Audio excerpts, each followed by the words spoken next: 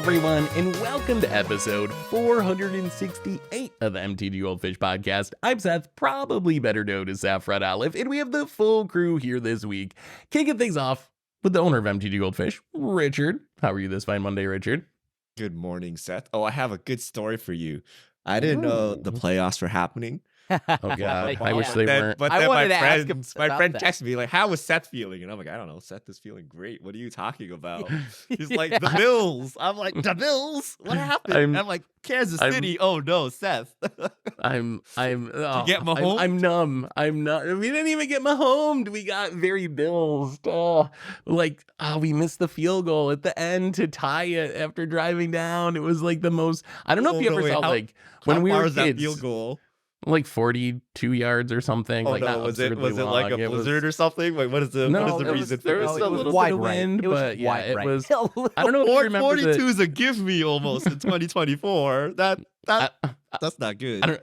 I don't know if you remember when we were like kids, the Bills' first Super Bowl they lost was the wide right. They had the field goal to win the game at the end of the Super Bowl. It was like the exact same thing. It was like bringing back childhood memories of just like things gone wrong. It was so bad. Yeah. Like anyone wants to be a kicker in the NFL. It's like the it's the worst terrible job. job in existence. Like when you do your job right, no one gives a crap. You like hit a 60-yarder, no one cares. And then you're the one time you miss, like everyone just murders you. oh yeah, and these are Bills fans, like the real Bills fans. Like I like the Bills, but like the Bills Mafia, they're hardcore. He's probably getting his house egged today or something. I'm sure. Just egg. That'd be a win. That'd be a win in my books. But yes, the Bills did Bills things and they're out. But we have another co-host in Krim. Good morning, Krim. I just hit my mic. How are you today? Well, at least you hit the mic instead of the goalpost. And At least you're not a Bills fan. I was gonna ask you that too. It's like, Richard took my thunder. I wanted to ask Seth, what are your thoughts on Patrick Mahomes and how he's come every year to collect?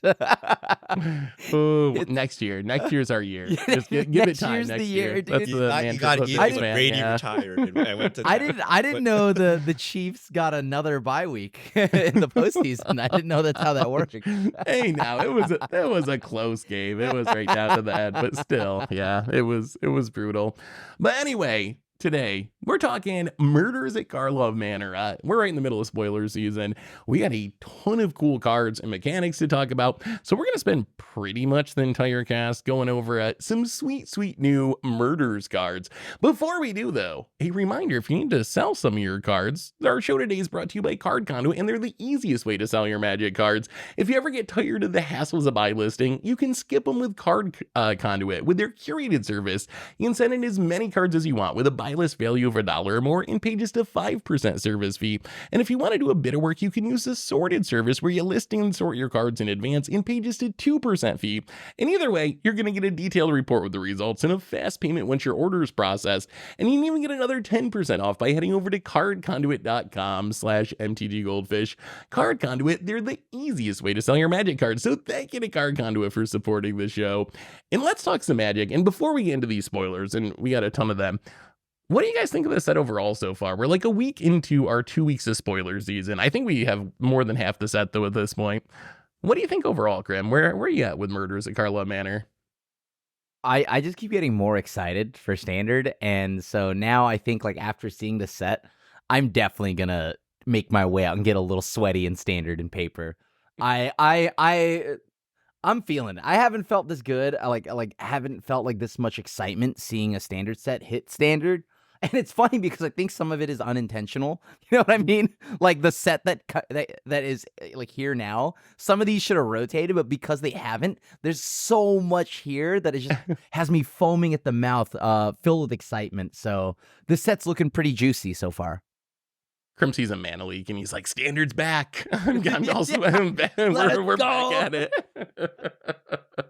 Oh, Richard, what do you think about this set? There's Cavern of Souls in the format, but yes, there's a lot of crazy commander cards. Yes, there are. There are cards that I'm just like, that's just like auto include S-class staple everywhere. So maybe we'll hit some of those this podcast, but there's some crazy cards. Unlike Krim, I'm super excited for Modern now. I'm not even gonna play Standard. I just play all the Standard cards directly into Modern. I've been playing Graveyard Trespasser. Richard is slowly just turning into a Standard. It's a house in Modern, by the way. so I'm just like, look, if it's good enough for Standard, it's good enough for Modern. So I'm looking for BGX cards. And I think it's gonna work. I think the strategy so far is gonna work. But I'm super hyped. Play Standard. It's just come play Standard. Why won't you play Standard? Because it's not funny when you beat someone with a tier 1 Standard card, but it's very funny when they're like, "Did you queue up in the right format?" I'm like, "Get good, son." Graveyard Trespasser makes sense, right? You need something to exile the Mosswood Dread Knights from the graveyard they can't. No one can remove it efficiently. Okay, they got a 2-for-1 themselves. It's graveyard hate. It drains. It gains life. It's reach. You know, it's like it sounds dumb, but it's just doing playing work. mono black. I'm actually just playing Golgari, standard Golgari with like Golgari Inquisition. That's it. That's the deck. Sure. All right. Soon enough, I'll be playing Murders mid range. I think this set looks pretty sweet too. There's a lot of mechanics in this set though that are weird, and I'm glad we're talking about these cards because I need your feedback on some of them to figure out just how strong they actually are. And we got a big list of cards, so Richard, why don't you guide us through some of these spoilers and we can talk about them. All right. Let's start off with some of the new mechanics. Okay. We have an Elephant Cleric. It's a 2-mana 3/2 unyielding gatekeeper. It's a white card with Disguise 2. So Disguise is essentially Morph. You pay 3 mana, you put the card face down. It has Ward 2, and then for its Disguise cost, you can flip it up. And then when Unyielding Gatekeeper is turned face up, exile another target non-land permanent. If you controlled it, return it to the battlefield tapped. Otherwise, its controller creates a 2/2 white and blue detective creature token. So I wanted to talk about this card because this is a card that has me so torn on Disguise in Morphin 2024. So the card's kind of absurd, right? It's a removal spell that hits any non-land permanent, and this isn't like a Fiend Hunter removal spell. This is more like Skyclave Apparition, where you get rid of your opponent's Shieldred or whatever, and they're only ever getting a 2/2. It's never coming back. So it's actually really good removal, and you can flip it up and protect your own creatures, get blink value. So this seems like a really strong card. I keep getting stuck, though, with all the Disguise cards, even the good one. Can I, with a straight face, spend 3 mana in 2024 to play a creature as a face-down 2/2 creature, with the hope being that I'm going to flip it up at some point in the future for even more mana to get some value out of it? Can Morph work, or I guess Disguise work in 2024? Like, or is it just too slow? Like, why wouldn't I just play a Graveyard Trespasser or a Glissa or some like good card that costs 3 mana rather than a 2/2 with Ward 2? I mean, okay, first off, Ward does make it better than just a morph, right? Like Yes, it's a little upgrade. Unless, of course, you're playing the Universal Solvent, the real one, Void Rend. So, just saying again, I'm not here to preach the Void Rend agenda, but also, you know. On top of that, I do think though it depends, right? It depends on what is being flipped up. What happens when it gets flipped up? If the effect is worth it, right? Then sure. Because if you think about back to cons, only Den Protector. And every now and then the one very, very salty Simic Mage who was tired of removal played Sagu Mauler. Like how many actual Megamorphs were played? Right? There was the Death many. Raptor, and then there was just Den Protector. Den right? Protector was the biggest one, yeah. Wasn't there like Strata Dancer or something? I feel like there was a couple other fringe ones that were like on the edges, but yeah.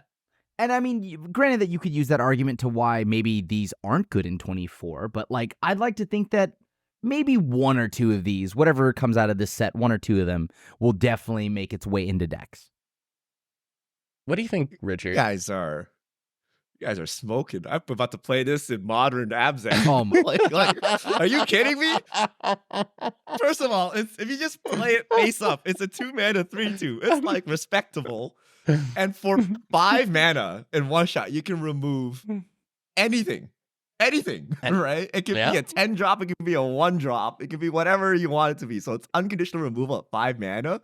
But like the 3 mana 2/2 Ward 2, like the Ward 2, like are you like, if you play this in Standard or even Modern, Like everyone's gonna know what this is. Are you going to pay the 4 It's mana to Willbender. remove this thing before it flips up?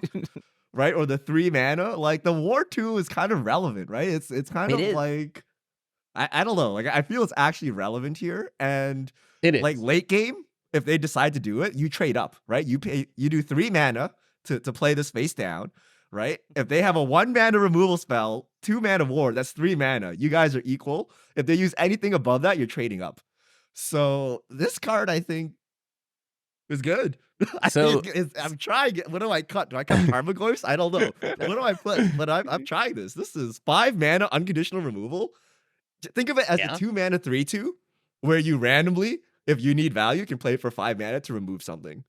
And then you can also use it to protect your creature for whatever reason. Like, I think this card is cracked. You'll see it everywhere. And it gets rid of 1 rings in Modern. Like this gets rid of Yes. like literally anything. And the replacement's just a 2/2. We saw Skyclave Apparition be Modern playable with a similar style of removal effect.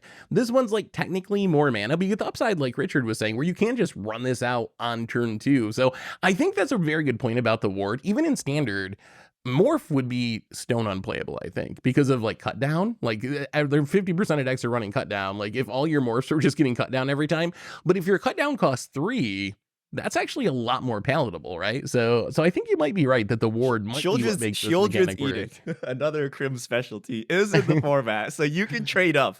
If you play that one specific card, you can trade up. But otherwise, the Ward 2 pretty much guarantees that if your opponent wants to remove it, you're equal or they're trading down, up, whatever. They're disadvantaged when they do it.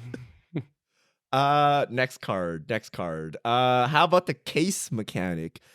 Case of the Stashed Skeleton. It's a 2 mana case.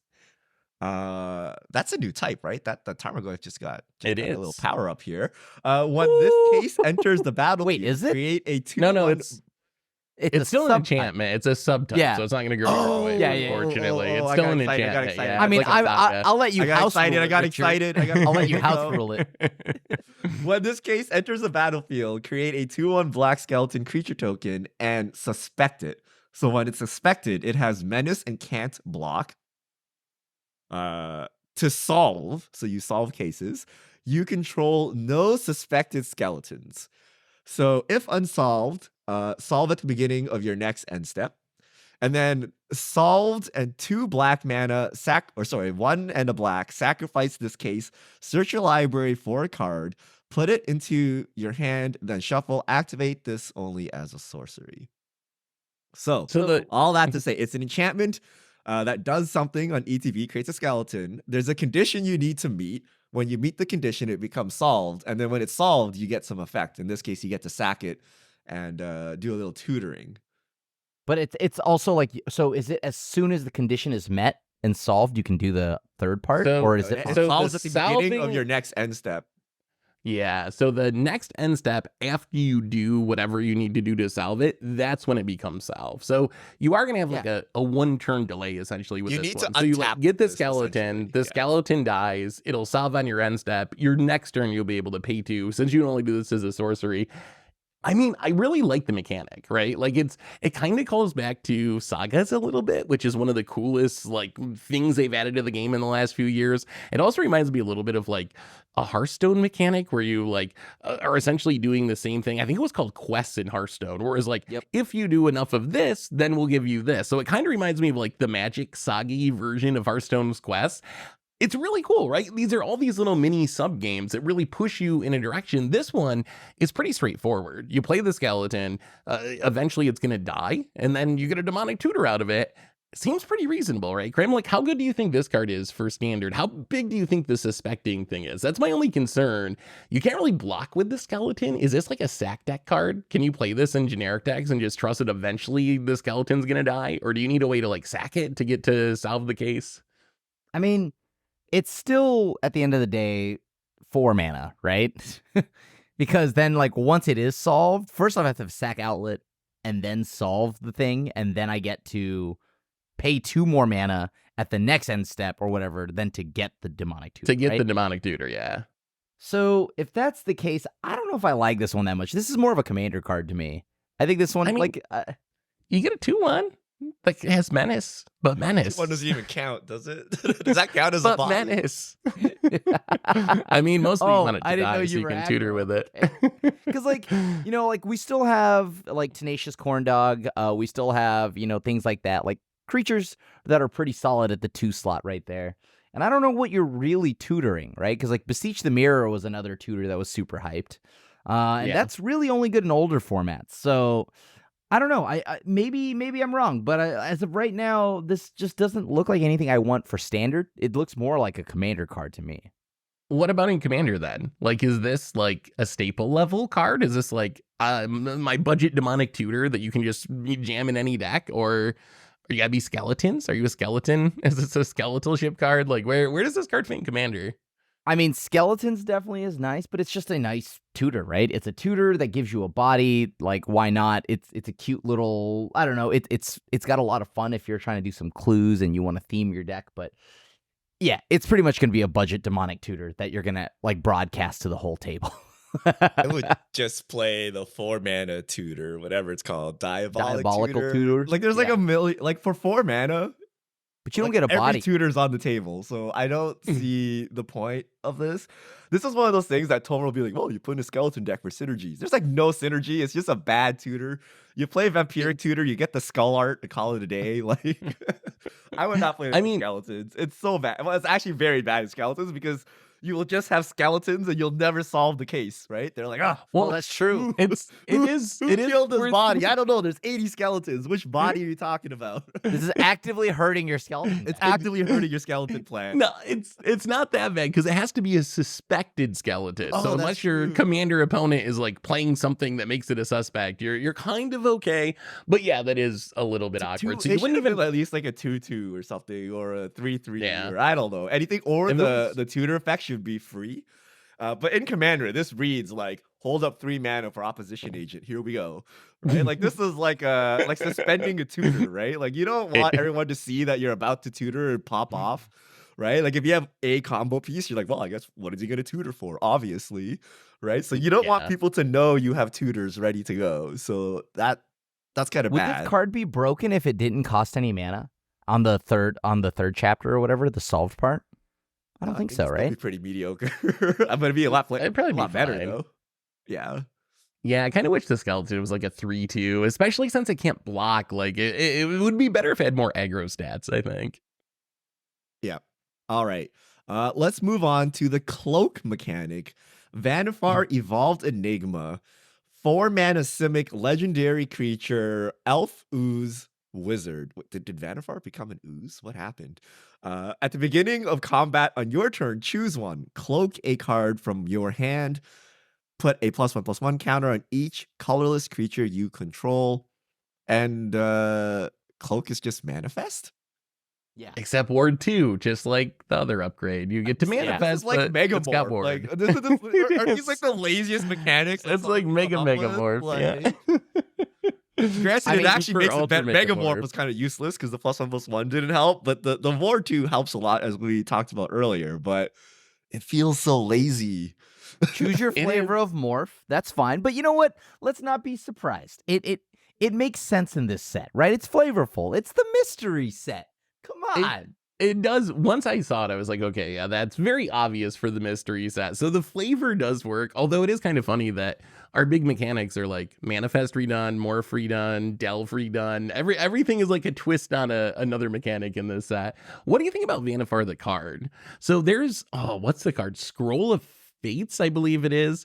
It's like a 3 mana artifact that's just like tap manifest something from your hand. And there was actually like a legacy deck built around that at one point where you just like manifest a Phyrexian Dreadnought and flip it up for 1 mana and go to town and kill people. With this, you can like cloak an Eldrazi or something from your hand in Commander and then blink it. And then all of a sudden you have a real Eldrazi. Like, is there any chance this is an actual competitive card? It Like seems in, pretty strong. In standard?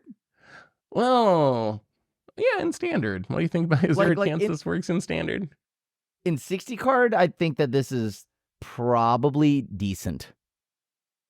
If you can find a shell for it, because you go to combat, right? If they don't deal with it right then and there, you're going to start getting big bodies, right? And you're going to go a little wide, although sweepers are running rampant. So maybe this is actually, yeah, I don't know. I mean, this could be fun. It's at least fun. I think it's... I mean, it also offers a lot of value, which right? is not a good color combination. Yeah. That's true. I mean, it adds a lot of power. You jam this, so you get a 4-mana 3/4 in a 2/2 ward 2 the turn it comes into play. You are down a card in your hand, but then every turn it sticks out, you can get another body. You could grow colorless creatures if you want to, which I think is like kind of the backup mode in this card. I think if it's going to work in 60 card formats, it's almost got to be a combo deck where you're like, I play this, I cloak my Cityscape Leveler, I blink my Cityscape Leveler. So I think it's got to involve those, like flip it up. There's also some cards in the set that just flip a face down creature face up, which also would get it done. In Commander, it's kind of fun. I imagine this is like a super big thing Commander. It's like big thing Blink. Is that how you would... Is there another way to build this? All I see is like you put your Ulamog into play, you blink it with Thassa, you get them. Like, what else do you do with this card? I mean, you could just play a cool morph deck. I mean, I think Put that's my Will pretty Bender cool. into play. Yeah, you could put a Will Bender into play. Why wouldn't you? That's sick as hell, right? Like, that's pretty cool. I Wait, love morph decks. Does that wait? If you manifest a morph card, can you flip it for its morph or disguise? You can, untap yeah. or whatever its You other can, thing right? cost is. Yeah. Yeah. That's pretty cool. Weird. That's pretty I cool. I think this card. So you know we have Dice to Doomblade. There's like one worse than that. Like you like pitch a card when you cast it. So this you Vannifar, you put a card from your hand on the battlefield. They untap and they Sunfall. so not only did it Dice to Doomblade, it costs you a card, probably a very good card from your hand because you wanted to cheat that into play. So I think this card's a bit of a trap, actually. I don't know. So there's that case where it goes horrendously wrong for you, and then the other case where you just go 4-mana 3/4, you untap with it, and you get like free manifest every turn, essentially, right? Or free cloak card every turn. That's the upside, but that downside seems so scary, and I don't know if I'm willing to risk that. I think that's gonna matter how many whatever disguised and cloaked cards there are that are worthwhile here. I don't know. I think it could work. It's cute. All right. Urgent necropsy. I feel like this is a real word. We should know how to pronounce it. I went with necropsy, but that can't be right. Necropsy. Okay. 4-mana Golgari instant. It's a mythic. As an additional cost to cast the spell, collect evidence X, where X is the total mana value of the permanents this spell targets. Destroy up to 1 target artifact, 1 target creature, 1 target enchantment, and up to 1 target planeswalker. So what is collect you evidence? have to pay 4 mana and then essentially delve mana value equal to the mana value of everything you're about to destroy. It is a little better than that. hold on. So it's equal or greater to. This card doesn't read that way, but like the collect evidence mechanic by default means equal or greater to. So if you want to blow up a Shieldred, you could exile 4 or 5, 6, 7, 10. So it doesn't have to be the exact number, but still you're going to need to exile. It always costs 4 mana still? Like Yes, you're going to the need evidence cost doesn't reduction. reduce the cost. Okay. So this...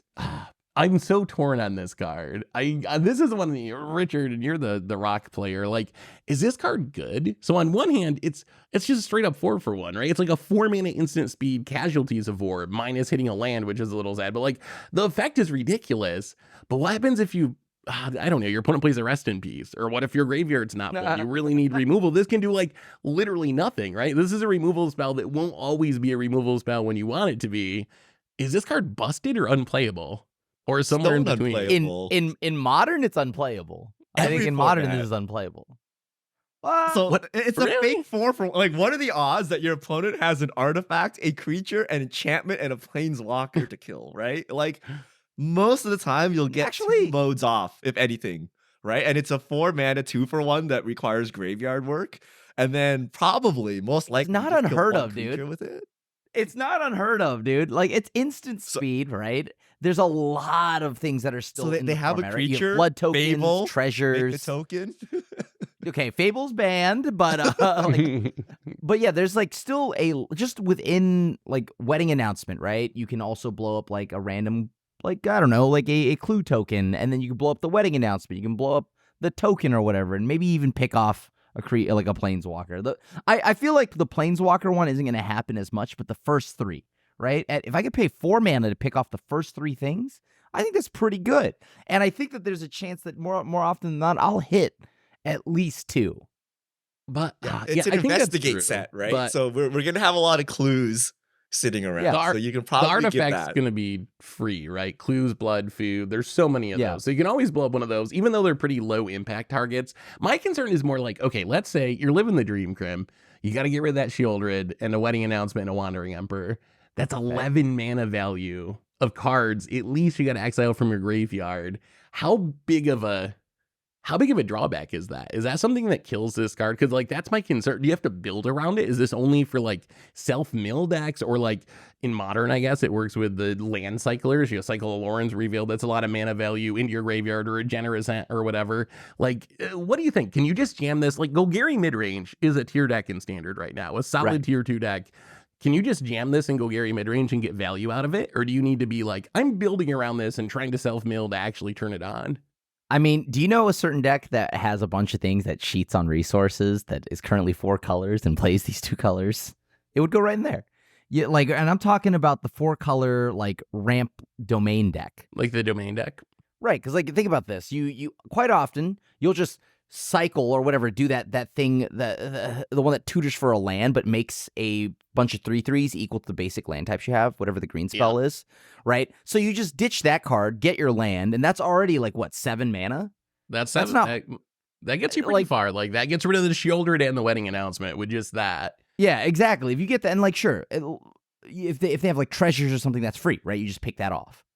So I don't think it's actually that hard for that deck, and it's gonna go in that deck. It's not gonna go in the Golgari Rock deck. But what happens if you just don't happen to draw? Why can I not think of that card? Herd Migration. What if you don't draw your Herd Migration? Is there a chance you're just stuck with these rotting in your hand as you die to the beat down with your 2 removal spells, not having enough mana value in the graveyard? Like, is that a worry? Not really, because I mean, also at the same time, right, prior to all of that, you're going to probably use your Sunfalls, and then you're going to like probably deal with the fact that maybe 1 or 2 of your leyline bindings get blown up here and there. I don't know. I think a lot of your deck, more often than, I don't think this is going to be like a 4 of, but I do think that it's going to be like maybe a 2 of inside that deck, because almost everything in that deck is insanely high on the curve. So and leyline binding fixes this, right? Like you need cards that cheat on cost, because if you go with actual real cost, like it's not happening. Yeah. Having said that, if you're capable of playing leyline bindings, what are you cutting to fit in this card? Like, when you just play leyline bindings and a bunch of sweepers and call it a day versus this super conditional card, it seems hard, especially with all the graveyard hate running around in Standard. You just need it, right? So people will just be chipping away at your graveyard just with graveyard trespassers and unlicensed Hearsts and whatever, right? Because you kind of need it as is.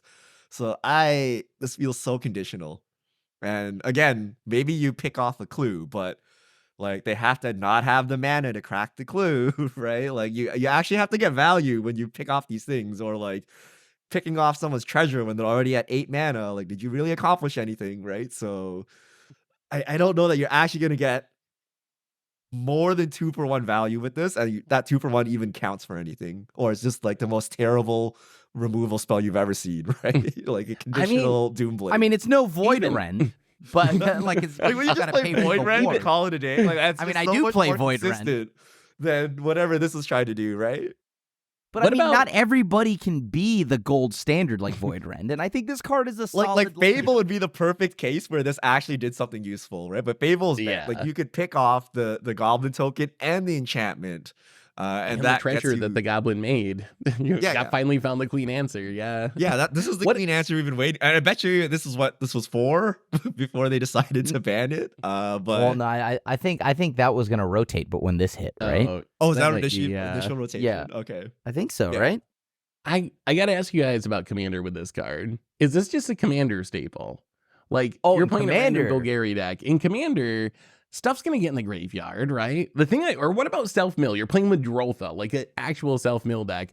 I know people are gonna be like, well, I don't want to exile stuff from the graveyard because I might need that later. I might draw my Eternal Witness. Is that a legitimate argument? is this just not worth it in Commander? Or is it an all-star? Because in Commander, you're probably going to have an artifact, an enchantment, and a creature, right? So you should consistently get a 3-for-1 out of this. I mean, I think the same problems will come up there as well, though. So you definitely have to be a self-mill deck. But then on top of that, the varying costs in a game of Commander are absurd. Like on the board, right? Like if like somebody could be playing Leyline Binding on one side, and then the other person could just be playing like a Memnite, and then you know what I mean? Like, so there's just varying things all across the board. So I don't know. I mean, I feel like in Commander, that actually might be where you're less likely to consistently have what the costs you need to hit with this card. Whereas I think in 60 card, it's easier to get the things that you want in your yard because you're playing 4-ofs. So I don't think this is actually going to be that big of a house in Commander because it's going to be way more inconsistent.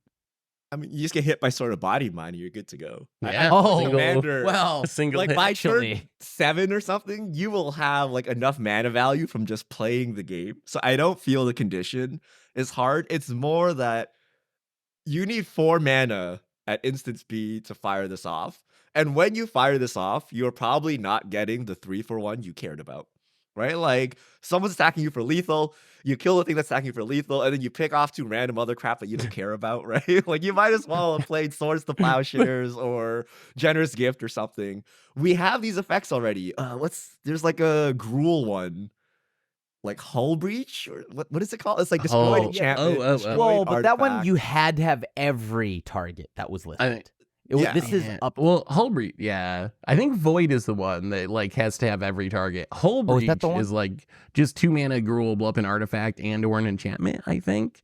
But regardless. There's a bunch of these effects, and like I don't know. Usually the extra 4-1s, like the 3rd and 4th 4-1, don't matter. Like if you're just blowing up someone's clue, like was that worth paying 1 more mana to do it? Like it's like usually you didn't care about it.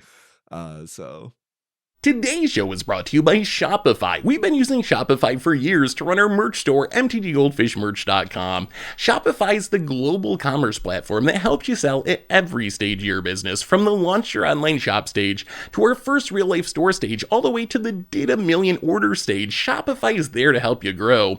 Whether you're selling Senate soaps or offering outdoor outfits, Shopify helps you sell everywhere, from their all-in-one e-commerce platform to their in-person POS system. Wherever and whatever you're selling, Shopify's got you covered. Shopify helps you turn browsers into buyers with the internet's best converting checkout and sell more with less effort thanks to Shopify Magic, your AI-powered all-star. What's great about Shopify is it works no matter how big you are. From selling your first tokens to handling your huge ebb and flow playmat campaign, everything was a breeze due to Shopify. Shopify powers 10% of all e-commerce in the US, and Shopify is a global force behind Allbirds, Rothy's, and Brooklinen, and millions of other entrepreneurs of every size across 175 countries. Plus, Shopify's award-winning help is there to support your success every step of the way, because businesses that grow on Shopify. Sign up for a $1 per month trial at shopify.com/goldfish. All lowercase letters. Go to shopify.com/goldfish now to grow your business no matter what stage you're in. Shopify.com/goldfish. all right. We got an exciting new land cycle, guys. It's coming in at the rare slot. It's searchable lands. So they are dual lands with the basic, or not with the basic types, with the land types. So for example, the Orzhov land has the type of plains and swamp, which means you can fetch it up with your fetch lands. Shadowy Backstreet is the name of it. It enters the battlefield tapped, but when it enters the battlefield, surveil 1.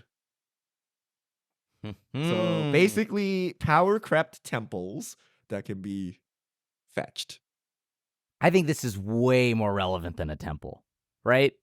Because I mean, being able to, because you can be fetched, and Because it can but be like fetched. also in general, right?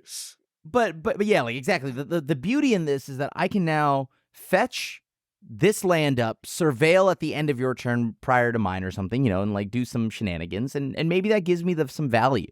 So like being able to throw stuff in your yard at instant speed, on top of it being a land that you can tutor up, I think that's got to have some play. There ain't no way that's not at least decent.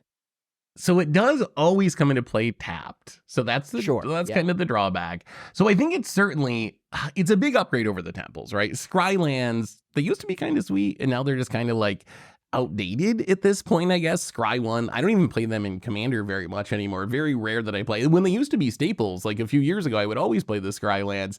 I think these are much closer. One thing that I run into, especially for someone that plays fetch lands in Commander, is fetchable dual lands have a lot of value. So occasionally I'll run like the bicycle lands, the 2-mana cycling dual lands that have the land types, just because I'm like, I want one more dual land that I can actually fetch with my fetch lands.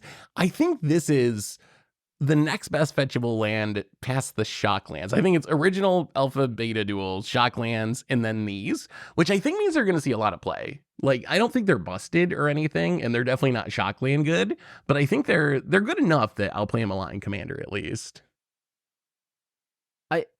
I think they're definitely going to be. So, like, I'm going to play these over, like, the ice tunnels, definitely over. Yep. I mean, I've stopped playing temples a million years ago. And then I guess if you're, like, Richard and Tomer, then you're like, oh, my God, Choked Estuary is no longer playable. But, like, I think. Why'd you group me in there? Yeah. I swear I feel like you played a Snarl recently, Richard. And it hurt my. Dude, I swear I thought I saw you play a Snarl. Don't slander me like that. Okay, all right. My bad. I thought I saw Richard play a Snarl. Tomer plays Snarls.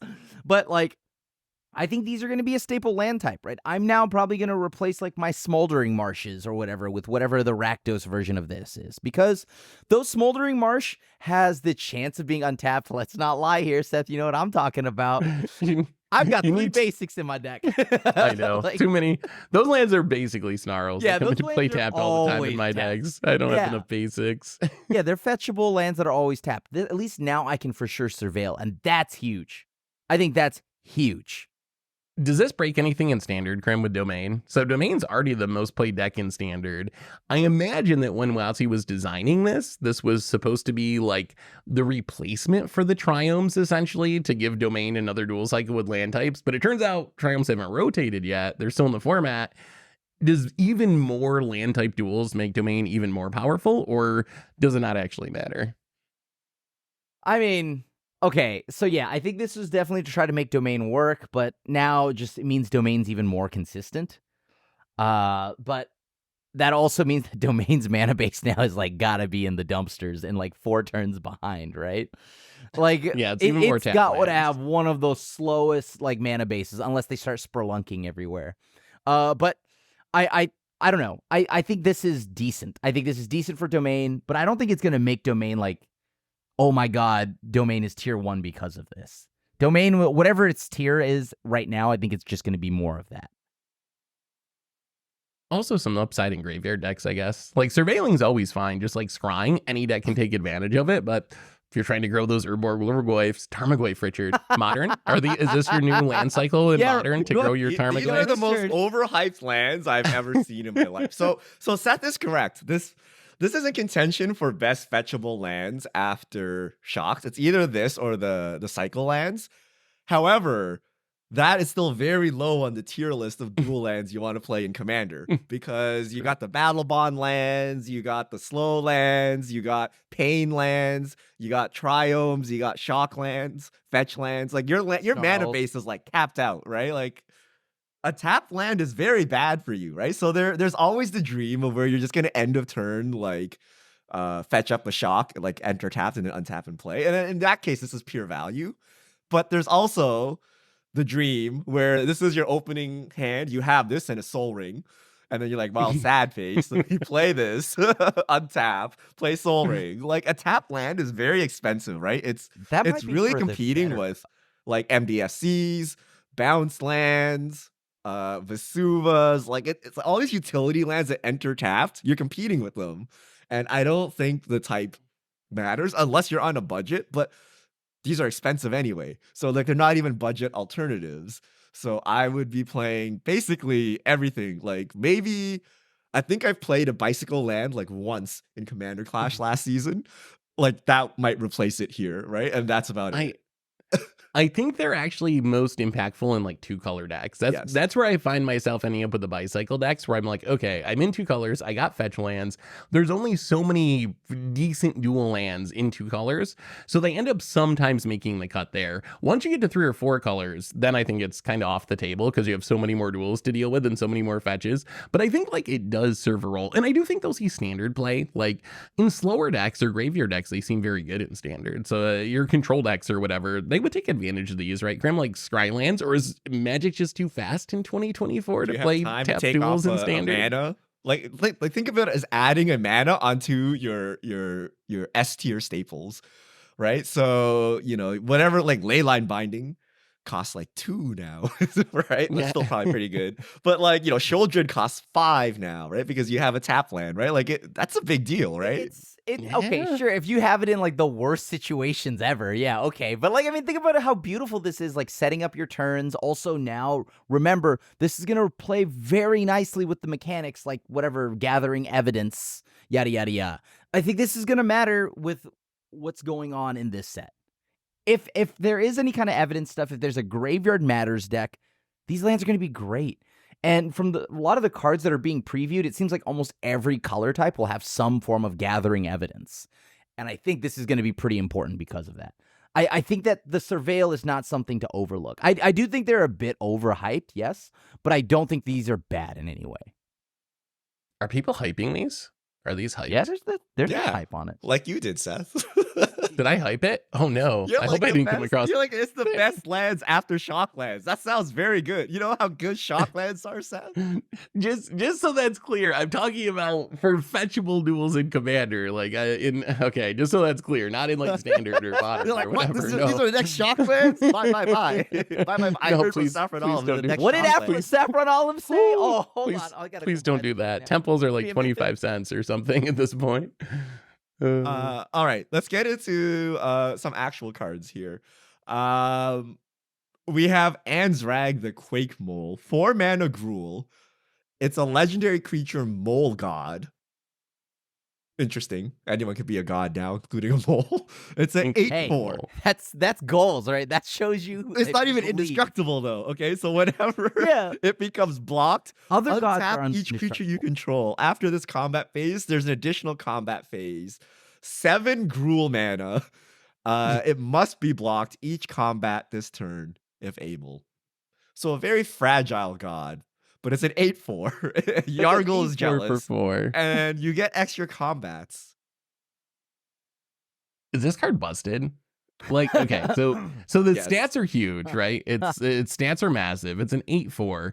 Its ability is actually like really easy to go pseudo infinite with, especially in like Commander. There's cards. So what does this card want? It wants to be able to attack and not die repeatedly. So and it also loves haste. But if you can make this indestructible, it's really scary, right? Especially if you can put a lure or something on it. But there's cards like Roar the Challenge, 3 mana. Creature must be blocked by everything this turn if able, and it gains indestructible if you have Ferocious, which you will. Don't you just like attack until your opponent dies or until all their creatures die? Is this card not just like insane? All right, what am I missing about the mole guy? I thought this was going to be like some horrible meme card, and then I looked at it, I was like, wait, this card is like, in standard you can even like Reckless Stormseeker, haste this in. Your opponent takes it, they're taking 9 in the phase. If they don't take it, then or if they do take it, they're taking 9. If they block it, then you get more combats and get to do it again. Isn't this card just good? Okay, it dies to Doomblade. That's the only way you survive. And if you don't have the Doomblade, you're dead. Like that's You're my super conclusion, dead. right? You're either taking 8 to the face, which is not a good. That's a very high number for a 4-drop. Or you're giving them extra combat. So you'll chump this thing and then like take like 3 or 4 damage from like all the weenies before it, like repeatedly until you die. That's also not very good. But if they 4 mana and then you Leyline Binding it for 1, you're good to go. Right? So it's one of these like super snowball cards. Like you have removal, then they just got, but if you don't, you're dead. I don't really like those kind of cards, but this card is insane if left unchecked. What do you think, yeah, Grim? like I think I mean, yeah, this card's pretty sweet, right? I mean, I like it because of the meme value, but on top of that, this is just powerful. I don't know if Okay, what is red and green right now, though, right? This is going to heavily be determined by what is red and green right now. How good is like this mole god going to be in 60 card? Now, if you're talking about Commander, this card is going to pop off every day. That's going to be cool. But if I'm talking about like 60 cards, We've seen some Gruul. We've seen some Gruul decks, so they're definitely not. Wait, the werewolf is really strong. Seen. You're talking about we're not talking about the Gruul devotees, right? Like devotees, right? Because like I'm a Dimir guy and I will play Dimir every day all year round 365, even if it's bad. I've seen those Gruul decks that have been running around. Those are one of the decks of all time, right? Let's put it nicely. So I do you think this boosts We've that had mono red and Gruul, right? Like you could just add green to your mono red deck and you can just play it in Gruul. And they have some decent creatures, like the reckless whatever, the thing that like reckless Stormseeker, the haste. Stormseeker. Yeah, that's right. Like that's a very scary card, and I think this kind of puts it over the top. We have Cavern of Souls as well, so you can't even lean on like your mana leak as your removal. You actually need the hard removal for this, because if they somehow sneak this in with the Cavern of Souls, like 8 damage is so much. Three hits and you're dead. Richard. 3 hits and you're dead, Grim. And you can't block my sweet children.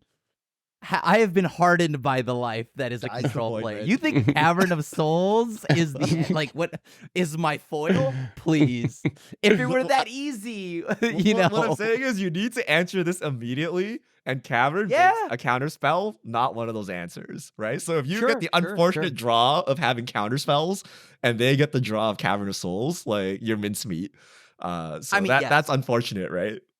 That's true, but you know what? This does not have haste, right? This does not have haste. But we're going to give it haste, Grim. We're going to give it haste. You got Reckless Stormseeker, you got Rabbit Battery, you got Goro.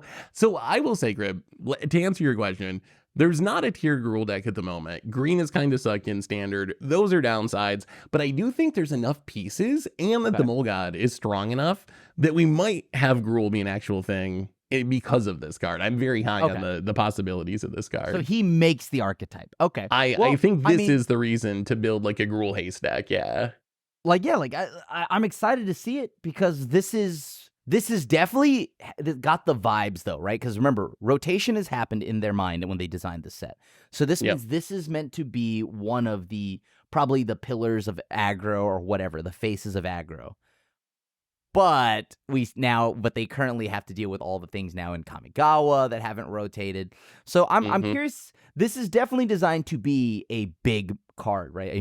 A card that moves packs or is something cool for archetypes, like that archetype. So I do think it'll probably see some amount of play. I don't know if it'll be good though.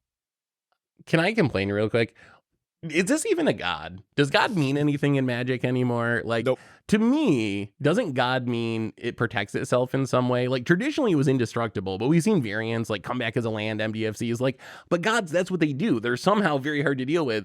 This is like the opposite. This wants to like just aggressively attack with not very high toughness into your opponent's board and die in combat. What makes this a god? Why does this fulfill the traditional criteria of gods in Magic? It doesn't. It doesn't at all. Delve into ancient philosophy set to figure out what is God. We're gonna have to get into philosophical things now, but like on top, like the philosophies of that, right? Is God even real? Therefore, I am.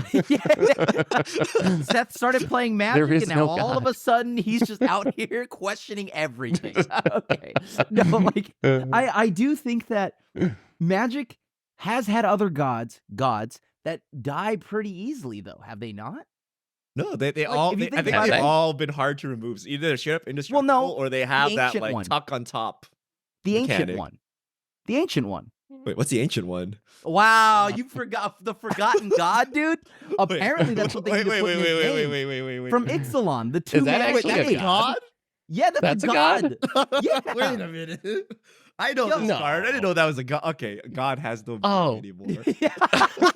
Apparently, welcome everybody to the Goldfish Podcast, now where you can, where we offer you deeper. I'm actually running this in my Commander Clash deck today, and I didn't. And even you don't even know that it's.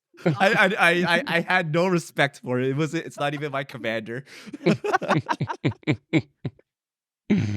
Yeah. Well, okay. So yeah, there's tons of gods that just die anyways, and gods die. Gods die all the time. Think about that. All right. So it works. It's Yeah. I think God now means mythic. Yeah, It apparently. has some splashy, unique effects, essentially, right? And therefore, it's a god. I think that's what. I think they just wanted the I mean, it's text mole also the god god for of meme moles. value. It's hold on, it's the god of moles, right? It's not like this is the gods that all of Innistrad, like pray to. Or Yeah, I mean, this I is guess the that mole is- god, which That's got to be like the lowest tier of gods, right? Wait, is that You're the official worshipped by all flavor? the Are moles. these the? Is this the god that moles worship, or is it a god that has a mole form? Oh, oh, See, Well, I Like don't you know know how the like word. the ancient Egyptian gods have like a That different could be, form, yeah. like that kind of Yeah. deal. We're gonna have to do some more research before we poo-poo this flavor.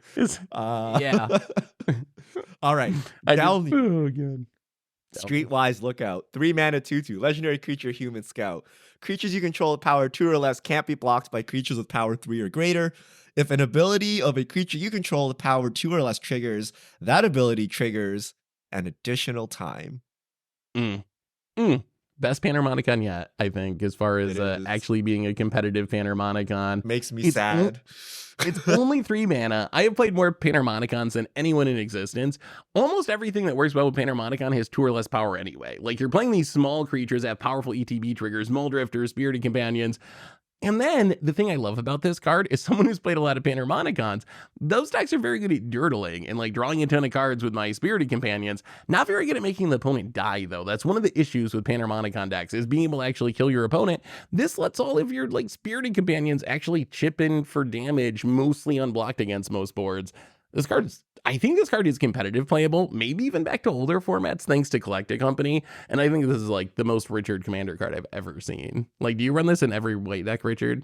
Your catch-up ramp, It's so your Spirited easy Companions. that I don't even like you guys don't respect Spirited Companion when it literally like recalls on the way in. You're like, well, obviously that's a good card. It's So it's too good. It's so too easy. good for Richard It's decks. like not only is it Panharmonicon, it gives you like the what is that commander? Sidar. What's his last name? Jabari, The that guy one? from Mirage. Something like that. That there's several iterations and it's always the same. Like you can't block my weenies effect. Oh, right. The Selesnya one. Yeah, I know. I think it's They're all the Sidar same. Jabari or You something. can't block weenies. This comes with it, and then for some reason, it comes with a Panharmonicon on it, and it's a good bot. Yeah. It's a 3 mana 2/2, and it's a human. It's a human.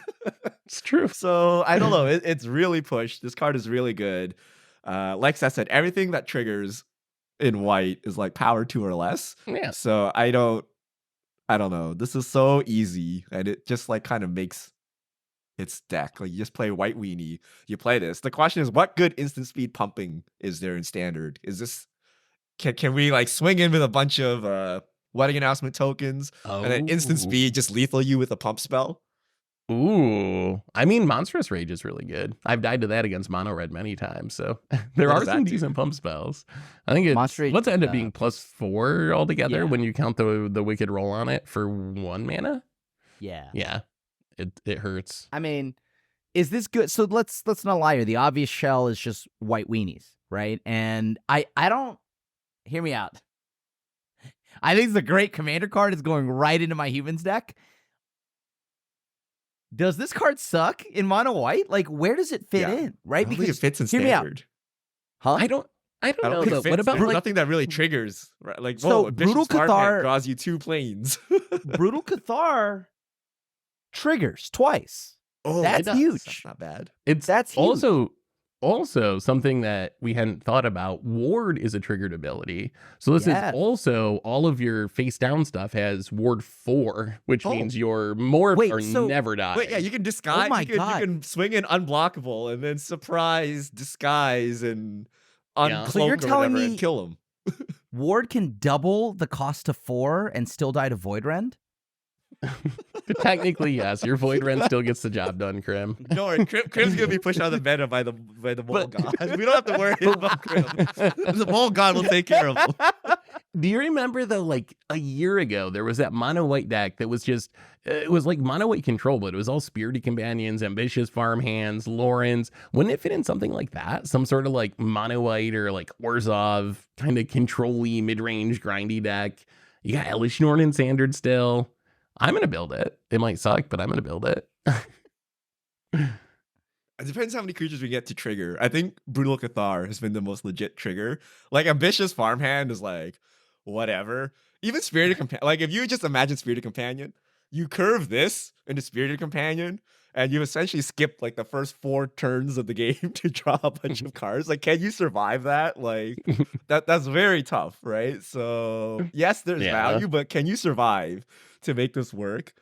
So it depends like how many good on curve things, but I do like the disguise, right? Like you attack with a bunch of 2/2s, they cannot block, and then you undisguise them and like hit them for lethal. Like it may be a good way to push through damage.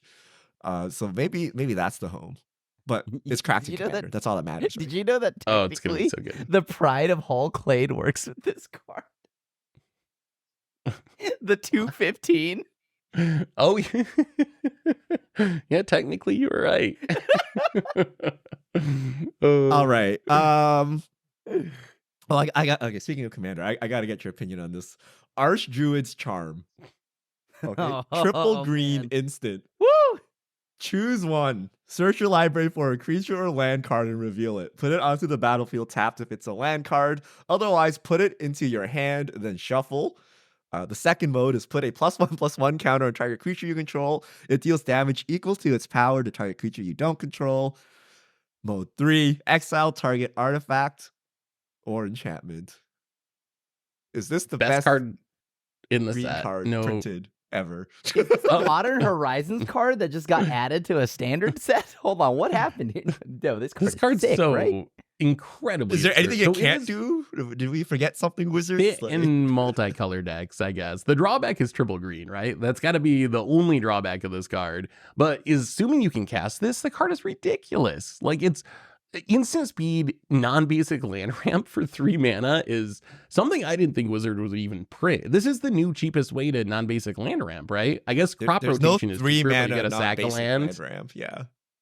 So this is, in this, being instant speed is so big because it allows you to like get your glacial chasm. It's a literal fog at instant speed after someone attacks. It allows you to get your Bajuka Bog at instant speed when someone goes to reanimate. It's a really, really strong effect. I think this card is the best card in the set. And I think it'll see play all the way back to at least Modern alongside Commander. Standard's probably its worst format, actually. I don't know what you do with this in Standard, but I think every place else it's great. I mean, okay, it is triple green, right? Yep. But is there a world where 4-color domain takes this? What are they getting with it though? Just to ramp? They can ramp any land at instant speed, right? They can get any creature at a later point once they've ramped or had all their mana set up. So this leads them to their Atraxa, their Angel, whatever. I think the mana cost kills it. I don't know if domain can triple green cast consistently enough. Yeah. I mean, we have Triomes and the Surveil lands. True. I don't know that. Okay, it might be greedy, and maybe I'm the greed god, if you would. But like, I think this could go in 4-color, but it might be a bit greedy. So I don't know. Maybe you're right. But like, if there is a home in Standard, as of right now, unless a new archetype is spawning overnight, I think it's got to be the 4-color domain.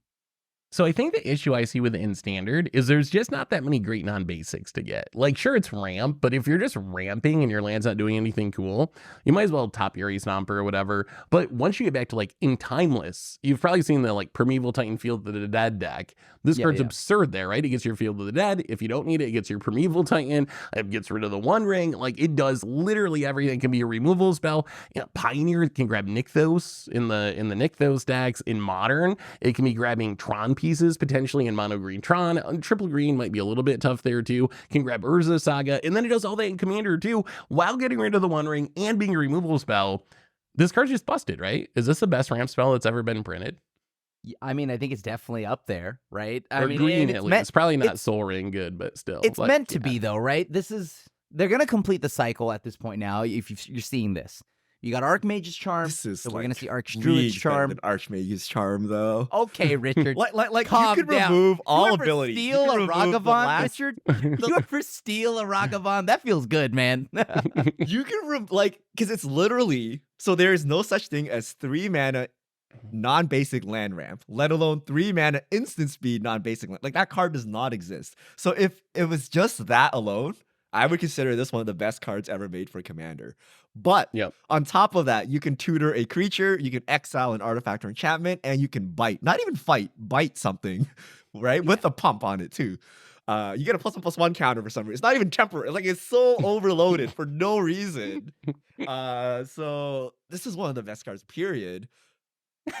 Do you I don't know where we're gonna see Deathrite it, though. Shaman? Commander for sure. Do you think Amulet it's gonna Titan? be a Deathrite Shaman? This is gonna be a Deathrite Shaman. It's gonna like potentially be unplayable in Standard and an all-star everywhere. Yeah, I mean, because the That's- cost really hurts it in Standard. If it was easier to Yeah. cast, you would see it everywhere. But the cost is very difficult when you're not doing fetch shocks, fetch duels. Especially with green being the weakest color in Standard Yeah. already. There's not like a lot of motivation to be mono green, and I don't think this is enough to actually like change that.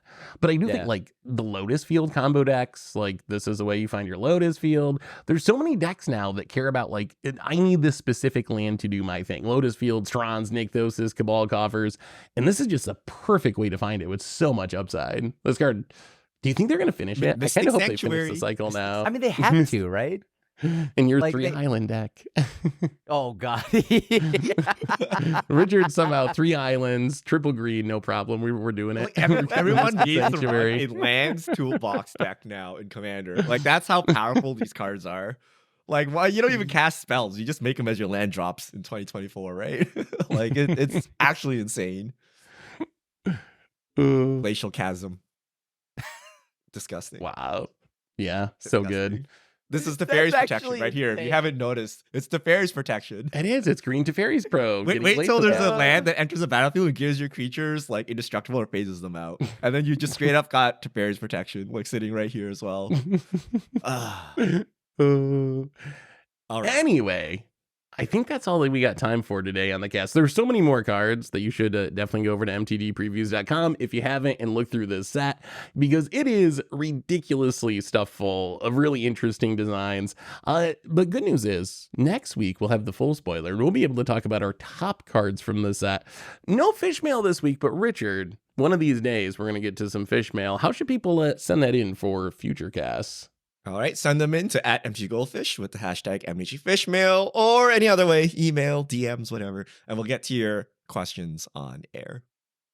And I believe that brings us to the end of episode 468 of the MTG Goldfish podcast. So, Richard Krim, thanks for hanging out. Thanks to everyone for listening. Thanks to Card Conduit for supporting the show. And we will be back next week to talk about more murders at Karlov Manor and whatever else goes on in the world of Magic. So, until then, have a lovely week, everyone. And this is a crew signing out.